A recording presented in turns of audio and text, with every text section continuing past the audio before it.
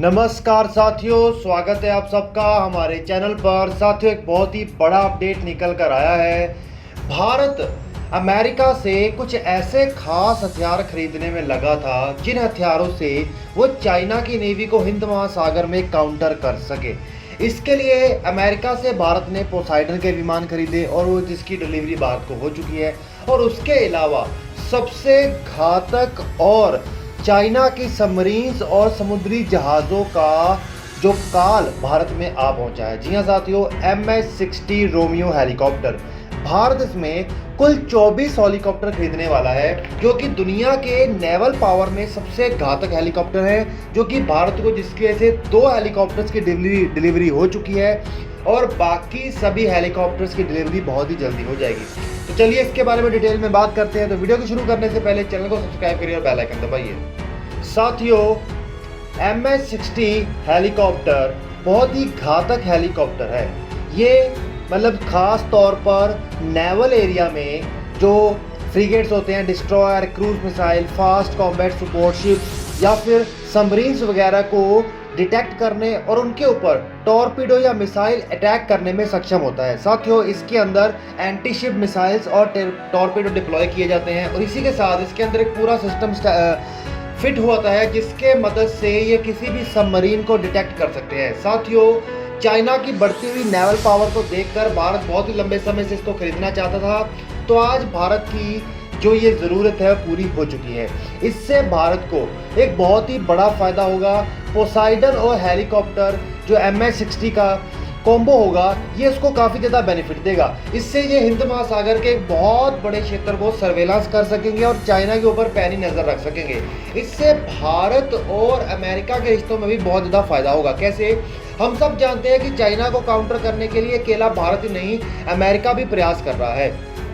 तो ये भी हम सब जानते हैं कि जितने भी अमेरिका बेस्ड हथियार होते हैं उसका जो कम्युनिकेशन लिंक होता है कहीं ना कहीं अमेरिका से कनेक्ट होता है।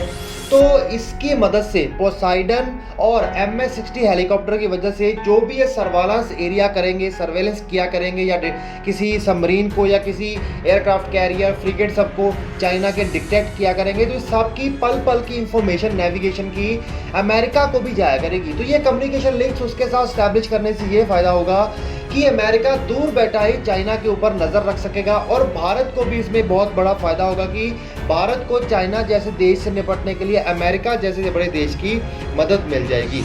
तो ये एक बहुत बड़ी बात है।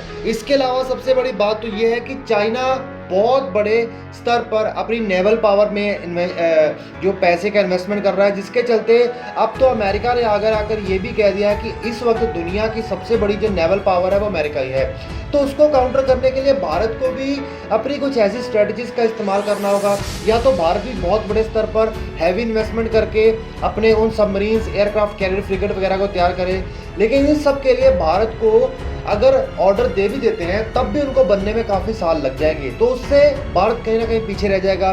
तो इसके बीच में कोई रामबाण हथियार की ज़रूरत थी जिसकी मदद से वो अपने दुश्मन को बहुत ही आसानी से काउंटर कर ले, और कुछ ऐसा ही काम करने का काम किया है। MH-60 हेलीकॉप्टर और पोसाइडन संख्या में तो ज़्यादा नहीं है, लेकिन ये हिंद महासागर के एक बहुत ही बड़े क्षेत्र को कवर करने का काम करेगी और चाइना के एक बहुत बड़े जो नेवल के एस्टैब्लिशमेंट है उसको भी ध्वस्त करने का काम कर सकती है, क्योंकि पोसाइडन के अंदर भी टॉर्पीडो होते हैं और MH-60 के पास भी टॉर्पीडो होते हैं और अटैक करने की बहुत ही खतरनाक कैपेबिलिटी होती है। और इनका जो रडार सिस्टम होता है किसी भी सबमरीन को या शिप्स को डिटेक्ट करने के लिए, वो भी दुनिया का आधुनिक रडार सिस्टम है जिसका इस्तेमाल अमेरिका खुद अपनी नेवीज में करता है और वही भारत को दिया है। तो साथियों, अक्सर ये देखा जाता है कि अगर कोई भी देश दूसरे देश को ऐसा कोई हथियार देना चाहता है तो वो हमेशा उसको अपने से जो पुरानी पीढ़ी के हथियार ही देता है, लेकिन भारत में इसको ये फ़ायदा हो रहा है कि भारत को अमेरिका आधुनिक पीढ़ी के जो हथियार खुद इस्तेमाल कर रहा है वो दे रहा है। तो इसे हम भारत की कूटनीतिक जीत भी कह सकते हैं और चाइना की कूटनीतिक हार भी कह सकते हैं।